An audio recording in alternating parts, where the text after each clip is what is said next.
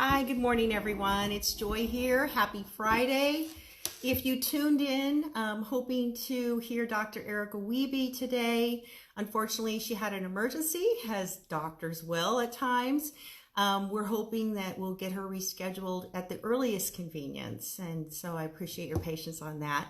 But since if you're still here, and since we're about a little over a week away from the time change, I thought this would be a good opportunity to maybe talk about the time change coming up and some things that you might be able to do to help prepare yourself and your family for what we know is anything but an easy change for a family who has a child with special needs.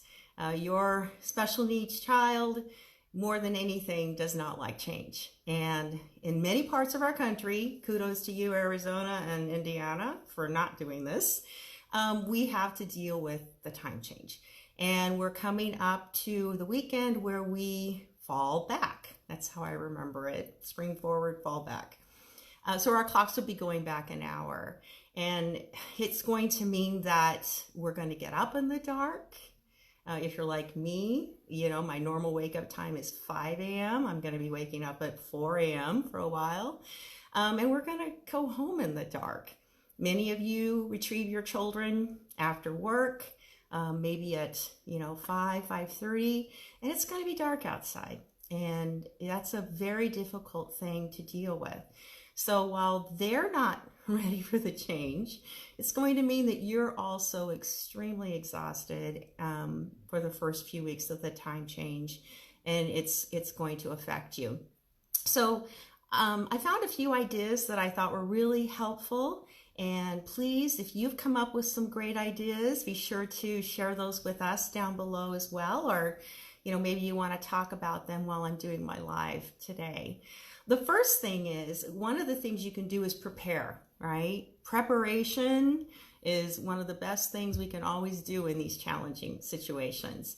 So one of the things you might start doing is to begin to adjust your time backwards, beginning now, whenever you can, by increments of 10 to 15 minutes. You can still keep a clock or, your phone so that you know what actual time it is. But if your kiddos are like a lot of ours, you'll look at the clock. What time is it? It's time for lunch. It's time for bed. It's time to get up. You can have your clocks changed back by 10 minutes every day so that they get used to seeing that time has changed. It also helps you to kind of adjust your schedule and the way you do things during your day. And it really does work. I've actually done this with some other families I've worked with, and it really does make a difference. So beginning today, this evening, or tomorrow morning, change your clock by 5 to 10 minutes, and then every day do it a little bit more. That might help. Also, you can just change your clock to the complete time a week ahead, beginning tomorrow. Do the fall back now to start adjusting. We all know that it's going to be a big change, and so you might as well start working on it early. That's certainly something that you could also attempt to do. One of the things that's a big difference, and I've noticed I have a lot of friends who deal with this, and I know a lot of our kids deal with the light deprivation, the seasonal depressive disorder. It's a real thing, adjustive disorder. It's a real thing, and a lot of people really struggle with it. There's a couple of things you can do. You can add light therapy, sit by a window like I'm doing right now. It's kind of gloomy today, but the light that's coming from the sun through the window, it's a little extra vitamin D that we can all use. And speaking of vitamin D, adding vitamin D to your family's diet, either in drop form or you can take it as a supplement, is a very good thing to begin doing, especially when we do the wintertime change.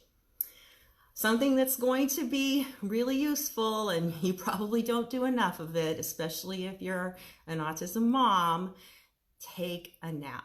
Find time during the day to take a nap.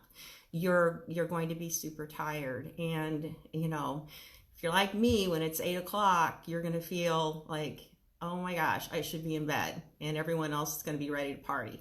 So, it's really important that you take a nap during the day.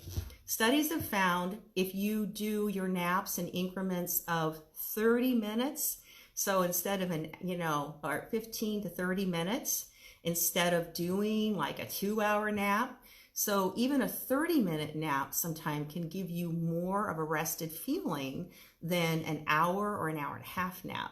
So just 30 minutes to close your eyes and rest will be worth it to you during the day. An important thing, and I need you to look at your calendar right now and do this. Don't schedule anything unnecessary in the first 2 to 3 weeks after the time change. So I know that, Thanksgiving is going to roll around in about 3 to 4 weeks after the time change. So maybe in those 2 weeks after the time change, don't add anything extra to your schedule that you don't need to do. Be easy on yourself. Be easy on your family. This is a time to go, if you want to go out in the yard and rake leaves, and if you can do that, and have a leaf party, have a bonfire, if you can do that kind of thing. This is a time to just veg out and enjoy as much family relaxing time as you can, because you're not going to be in the physical condition to do a lot of extra stuff right now. So those are some tips I wanted to share today. But most of all, I want to say, give yourself and your family tons of grace around huge changes like this. It's so easy to set your expectations super high and to forget these kinds of things have happened and they need to be addressed. So do your best to give yourself first a lot of grace and forgiveness right now, and pass it on to other people as well. I hope you have a wonderful day. Thank you for following us on all the socials. Don't forget to sign up for Parent Academy if you haven't done that, and because you just want some tools that also, we address things like behavior changes during different times of year in Parent Academy. You'll have access to our Facebook group in Parent Academy, and there's just so much good stuff there. So thanks again for tuning in. Have a great weekend, and I'll see you next week.